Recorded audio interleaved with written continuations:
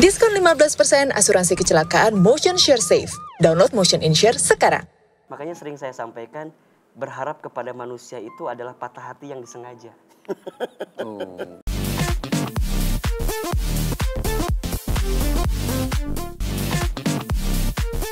Sahabat Cinta, terima kasih ya. Masih selalu setia bersama kami di sini di Assalamualaikum Cinta. Waalaikumsalam sahabat cinta. Jawab dong Ustaz Zaki. Saya belum di briefing tadi. Waalaikumsalam Sahabat cinta. Betul. Tenang ya, yang mau curhat gampang. Nanti bisa dibuka line telepon maupun Zoom-nya. Tapi kita mau bahas dulu nih. Tema kita hari ini adalah saat hati gelisah, galau, dan merana. Biasa kalau kita lihat di sosmed nih, pada curhat aja. Malah so aduh, gimana gitu. Tapi sebetulnya kok curhat, menyampaikan kegalauan, kegelisahan itu di sosial media boleh gak sih? Ustaz Zaki gimana? Ustaz Zaki. Mana dulu nih ganti. Ya, silakan. Baik, jadi ya namanya hati itu kan makanya dia dalam bahasa Arab disebut dengan al-qalbu ya. Atau qalbun. Qalbun itu diambil dari kalimat qalaba yuqallibu yang artinya sesuatu mudah bolak-balik. Mudah banget bolak-balik. Dia sensitif, terlalu peka. Makanya ada doa kan ya muqallibal qulub sabit qulubana ala dinik. Jadi tempat paling pas, paling pantas buat kita minta ditetapin hati kita, buat nggak sering gegana tadi. Apa sih gegana? Gelisah, galau, merana. Galau dan merana tuh gue banget kayaknya tuh ya. Itu ya udah mintanya sama Allah gitu. Wajar lah. Cuman memang nyambung dengan apa yang tadi saya sampaikan. Ya itulah kenapa tuh Allah udah nyiapin tempat curhat. Sehari semalam tuh 5 kali. Jadi itu tempat curhat yang paling nyaman, paling enak, paling nikmat udah di situ. Karena seluas apapun, sepanjang apapun, sedalam dan sebanyak apapun kita cerita sama manusia, ya kan tergantung kondisi persahabatan. Iya. Kalau lagi enak sih enak gitu kan, penjaga rahasia terbaik katanya. Pas lagi ada masalah, bocor halus itu kan. Iya. Mending halus. Itu. Biar. Iya. Jadi ya kalau mau curhat di sosmed boleh, tapi diminimalisir lah. Karena itu bukan solusi gitu loh. Iya. Hati itu kan perlu solusi, bukan cuman komen. Yang ada curhat, dikomenin jelek, dibalas lagi. Makin lagi. Jadi makin bete. Ya, karena nggak semua orang ikut bahagia dengan kebahagiaan kita. Begitupun sebaliknya. Iya. Masalah kita juga nggak dicari solusinya, justru makin ruwet lagi. Bener. Betul. Susah loh nyari solusi ke netizen tuh. Karena gimana pun kan netizen maha benar dengan segala komennya dia kan. Istilah anak zaman sekarang. Iya, istilahnya begitu. Jadi ya udahlah kalau mau curhat paling yang sifat general. Kadang bikin status yang terlalu general pun ada yang kesinggung. Misalnya tentang, padahal yang dikutip ayat Ustaz. Alhaakumut takatsur hatta zurtumul maqabir. Harta melahirkan kita sampai kita masuk ke dalam liang kubur. Ada yang kesinggung. Ini nyindir gue kayak gini. Padahal enggak. Padahal ayat itu loh. Iya bener. Iya kan? Nyindir saya Ustaz. Bener. Nyindir gitu kan. Udah gitu dijabarin lagi sama dia komennya. Iya bener. Ya puyeng sih. Makanya ya saya paling males tuh kalau curhat di, kan gini, kita curhat di sosmed pasti kepengen tahu penilaian orang. Iya. Karena netizen itu banyak, terlalu banyak solusi. Iya. Oh iya nih, oh iya juga. Bener banget. Makin blur. Iya. Oke, mending kayak Ustaz curhat kayak gini di TV ya. Tentang kegalauan Ustaz dengan sosial media. Acaranya udah gak ada. Oke, tapi manusiawi kan. Kalau kita Manusiawi. gelisah, galau, merana kayak gitu, hatinya kan bolak-balik. Jadi gelisah itu wajar saja Ustaz Zaki, betul. Irfan. Yang tidak boleh itu adalah berlebihan dalam kegelisahan. Oh, berlebihannya itu. Makanya dalam Al-Quran kan Allah juga sampaikan innal insana khuliqa halu'a. Sesungguhnya manusia itu diciptakan dengan penuh keluh kesah, lagi pelit gitu. Jadi kalau kita ada masalah, kemudian kita galau atau gelisah, merana, itu sah-sah saja. Yang tidak boleh adalah berlebihan dalam kegelisahan. Apa faktornya? Biasanya ada 3 kalau kita analisa. Yang pertama, orang tuh gelisah karena terlalu berharap kepada selain Allah. Oke. Berharap pujian, berharap perhatian, berharap kasih sayang. Tapi ke manusia. Makanya sering saya sampaikan, berharap kepada manusia itu adalah patah hati yang disengaja. Kata-katanya bagus tuh. Berharap kepada manusia itu adalah patah hati yang sengaja. Karena ujung-ujungnya pasti kecewa. Saya mau update status dulu. Kenapa mau ditulis? Kalimatnya bagus. Jadi jangan berharap kepada manusia. Kalau mau berharap ya sama Allah aja. Yang kedua, karena kurang zikir. kurang ingat ke Allah. Kalau ada misalnya teman kita nih yang akhwat gitu ya, ditinggal oleh seseorang yang dia cintai. Kalau dia mikirnya ke masalah, maka dia akan terbebani dengan masalah itu. Tapi kalau dia mikirnya ke Allah, maka dia akan berpikir gini, oke, orang itu pergi meninggalkan saya, tapi saya yakin Allah sedang menyiapkan orang lain Yang terbaik. yang terbaik, lebih baik daripada dia yang meninggalkan saya. Jadi- Karena kan Allah nggak mungkin zalimin kita, Allah nggak mungkin nyakitin kita. Iya. Maka fokusnya apa? Zikrullah. Iya, Kenapa iya. kita gelisah? Karena zikir, karena kurang zikir ke Allah. Nah yang ketiga, kenapa kita gelisah? Karena jarang mengevaluasi diri gitu. Kita lebih sering mengambil persoalan itu dari orang. Padahal boleh jadi itu masalah kita. Makanya kalau tadi Irfan nanya, boleh nggak sih kita ini curhat di medsos? Kalau kata Ustaz Zaki, ya silakan saja.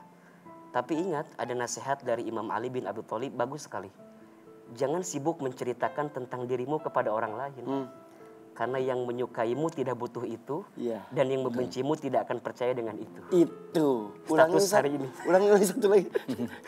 Ini gantian mau update. Jadi jangan sering menceritakan tentang dirimu kepada orang lain. Karena Iya. Karena yang mencintaimu tidak butuh itu, dan yang membencimu tidak percaya dengan itu. Masya Allah. Jadi serba salah. Serba ya? salah, bahkan mohon maaf ya, boleh jadi orang yang gak suka dengan kita, ketika lihat status gelisah kita, mereka nyukurin kita. Betul. Malah saya tuh pernah baca ada Mereka jadi bersyukur. Syukuri. Syukurin.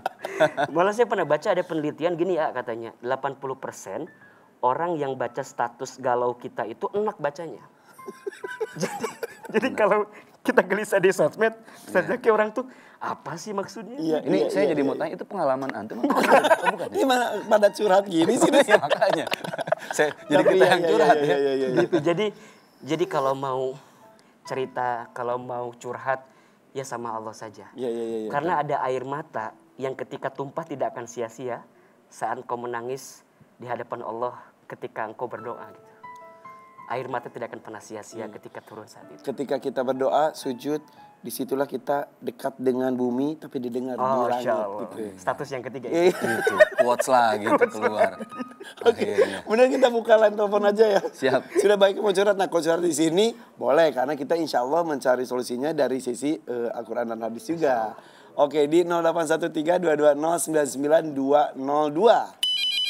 Wah, udah antri nih kayaknya. Assalamualaikum cinta. Waalaikumsalam sahabat cinta. Iya, dengan siapa ini? Saya sama Yati. Umur saya 23 tahun. Saya dari Garut. Oke, kok lemes banget Teh Yati? Yang semangat Iya. atuh. Sok, Iya Kak. mau cerita apa? Ya jadi gini Kak Irfan, Pak Ya. Ustadz. Iya. Saya kan punya suami. Terus saya udah 2 kali pisah sama suami saya. Terus rujuk lagi. Yang pertama masalahnya KDRT. Yang kedua masalah keluarganya yang selalu ikut campur. Nah, saya pisah lagi. Yang sekarang saya rujuk lagi yang terakhir. Tapi keluarga suami saya seperti itu, suka ikut campur sama urusan keluarga saya. Malahan sekarang mah ada yang dari luar keluarga itu. Maksudnya? Ya dari orang lain, bukan dari termasuk keluarga. Oke. Gitu. Terus? Jadi yang mau dipertanyakan, ini kan rumah tangga saya yang terakhir. Jadi yang dipertanyakannya, apa yang harus saya ambil, putusan apa yang harus saya ambil gitu. Oke. Teh Yati mau nanya, yang membuat Teh Yati bertahan selama ini apa? Ya karena saya punya anak. Karena anak. Oke, Ya, jadi saya kasihan sama anak saya. Karena saya mengalami orang tua pisah gitu. Ya. Jadi sudah disakiti fisik, disakitin batin juga, tapi karena ada anak berusaha untuk bertahan. Seperti itu ya Teh Yati ya? Iya. Oke. Jadi yang ditanyakan adalah Jadi yang ditanyakan adalah apa yang harus saya ambil, keputusan apa yang harus saya ambil sekarang. Apa saya bersalah kalau saya meninggalkan suami saya lagi? Ya, ya. Coba ya kita bahas sedikit ya. Ini sudah Iya. pisah sampai 2 kali karena berbagai macam permasalahan. Nah, sekarang itu bertahan sekali hanya untuk anak. Gimana katanya keputusannya ini, bertahan terus atau menyerah? Bingung ya. Oke. Dan coba kita bahas ya. Iya, Gimana Kak. Ustadz? Gimana Ustaz? Ya. Betul, Ustaz. Jadi gini, Teh Yati ya dari Garut ya. Betul. Masya Allah teh satu kampung sama saya. Oh iya, Kan dari Garut juga. Domba sama haji. Oke, oke. Jadi begini, yang harus kita pahami, setidaknya dalam rumah tangga tuh ada 3 keadaan yang akan muncul, Irfan. Pertama, rumah tangga itu ibadah yang paling lama. Kalau ibadah yang paling lama berarti godaannya juga banyak gitu. So saya selalu bilang bahwa jalani rumah tanggamu itu sebagai bagian ibadahmu kepada Allah gitu. Ya, ya, ya. Kalau banyak godaan, banyak cobaan, ya nggak apa-apa. Namanya juga ibadah. Namanya juga ibadah. Ya. Karena biasanya ada pahala yang sedang Allah siapkan untuk kita. Betul, betul. Yang kedua, yang harus kita pahami, rumah tangga itu sekolah yang paling lama. Kalau sekolah yang paling lama berarti belajarnya juga banyak. Dan ada ujian-ujian. Dan ada ujian-ujiannya. Iya, betul. Ya jalani aja bahwa Allah sedang menghadirkan pembelajaran terbaik terhadap rumah tangga kita. Nah yang ketiga, konsekuensi rumah tangga itu adalah menyatukan 2 keadaan gitu. Saat kita dulu menerima cinta dari suami kita, Ya. maka di saat yang bersamaan kita kan sudah mau menerima apapun yang ada dalam diri suami kita. Kelebihan, kekurangan, sampai keluarga di belakangnya. Iya, jadi kalau sudah menikah itu kan bukan bicara aku lagi. Pernikahan itu menyatukan 2 aku jadi 1 kita. Maka nggak ada bahasa ini ibuku, ini ibumu, nggak ada. Ya, Ini ya. kalimatnya ganti jadi ibu kita, Ya. ayah kita, paman kita. Ya, ya, ya. Maka apapun yang terjadi, percayalah, boleh jadi ya Allah itu menghadirkan pasangan dalam hidup kita yang boleh jadi nguji kita, karena Allah sedang nyiapin pahala sabar untuk kita karena adanya suami kita itu, karena ada pasangan kita itu. Ya, Dan ya. kalau kita bicara sejarah kan Ustaz Zaki banyak ya kisah ada rumah tangga yang suaminya soleh, istrinya kurang soleha. Betul. Siapa coba Irfan? Iya, Keluarga apa, siapa? suaminya soleh. Suaminya soleh, istrinya kurang soleha. Itu Nabi siapa? Nabi, dia tahu. Nabi Nabi Nuh. Nabi Nuh. Tahu nggak Ya, istrinya siapa namanya? Aisyah. Bukan, Ibu Nuh. Itu Dibunuh. bunuh dong. Iya bener kan Aisyah ya? Bukan, kalau Asyah Itu mah yang mana ya? Asyahnya soleha, suaminya nggak soleh. Itu ya. Fir'aun. Fir'aun. Jadi Fir'aunnya tidak soleh, Asyahnya soleha. Oh yang kompak Kebalikannya. dua-duanya. Nah, soleh yang dua-duanya nggak soleh gitu ya, nggak soleha itu Abu Lahab. Kan ada suratnya ya, bahkan disebutkan istrinya itu yang membawa kayu bakar di api neraka buat Abu Lahab. Masya Allah. Tapi juga ada rumah tangga yang suaminya soleh, istrinya soleha. Ya keluarganya baginda Muhammad SAW, keluarganya Nabi Ibrahim alaihissalam gitu ya. Bahkan ada yang keluarga kakeknya soleh, anaknya soleh, cucunya soleh. Keluarga Ali Imran. Makanya ada surat Ali Imran, keluarga Imran. Imrannya kakek itu soleh, putrinya Maryam soleh, anaknya Isa alaihissalam soleh. Masya Allah. Jadi artinya rumah tangga itu kalau diuji nggak apa-apa, karena rumah tangga sakinah itu bukan rumah tangga yang tidak ada ujian, tapi rumah tangga yang bisa menerima ujian sehingga dia semakin dewasa dengan ujian itu. Ya, ya, ya. Malah kalau lempeng-lempeng aja hati-hati, karena katanya buaya itu tinggalnya tidak di air yang tenang. Tapi tidak tinggal di air yang meriah. Gitu. Iya, Jadi iya, iya. ujian tuh kadang-kadang yang meningkatkan kita untuk bisa Iya, iya. lebih baik lagi. Ustaz Zaki kenapa banyak ngahuleng, banyak merenung, kenapa ya? Kalau bab rumah tangga Ustaz Zaki Enggak. banyak menung. Enggak, saya lagi mikir, entah giliran gue ditanya, ini gue jawab berdasarkan pengalaman kayaknya ini. Jangan-jangan ini. Jangan-jangan gitu ya. Jadi memang ya jujur lah, kayak A juga bukan siapa-siapa lagi lah buat saya, udah temen Ya, sahabat. banget. Iya kan? Dan tahu ceritanya gimana. Jadi ketika pertanyaan itu muncul, ini kayaknya gue gitu. Jadi gimana menyikapinya? Iya. Jadi gini nah jadi A perlu tahu ini kalau ini berdasarkan empiris gitu pengalaman. Satu hal, dulu saya pernah tanya dalam hati rumah tangga. Kenapa sih kalau rumah oke lah, orang habis nikah dia pengen punya rumah. Tapi kenapa ada bahasa tangga di situ? Kenapa tangga ikut-ikutan kan? Iya.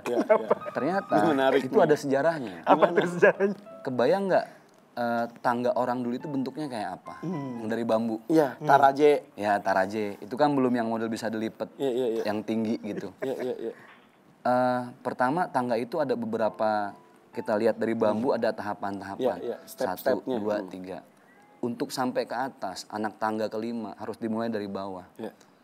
Dari bawah itulah ketika perjuangan kita mulai melalui proses ijab dan qabul. Masya Allah. Dan ternyata tangga itu kan fungsinya 2. Bisa untuk naik, Turun. bisa turun. Iya. Berarti yang namanya rumah tangga bisa membuat derajat seseorang naik di mata Allah Atau sebaliknya. atau sebaliknya turun di mata Allah. Saya dalam keadaan dilematis, sangat dilematis waktu itu. Satu hal yang beliau sampaikan betul, bisa jadi Allah menitipkan pasangan yang menurut kita banyak kurang. Boleh jadi. Tapi sebenarnya Allah sedang memberikan kita kesempatan untuk mencari pahala sebanyak-banyaknya. Maka dari itu berumah tangga itu kan yang diajarin Rasul pertama berat. Silman kotoaka. Sambunglah tali silaturahim yang terputus. Iya. Ini kan udah pisah, terus balik lagi. Ditanya tadi sama demi apa? Anak. Demi anak. Ketika niatnya demi anak, itu insya Allah jadi pahala investasi akhirat. Iya. Bukan karena ego, bukan karena mau menang sendiri. Dan Allah menghadirkan anak di antara kedua belah pihak itu ya sebagai perekat juga. Betul.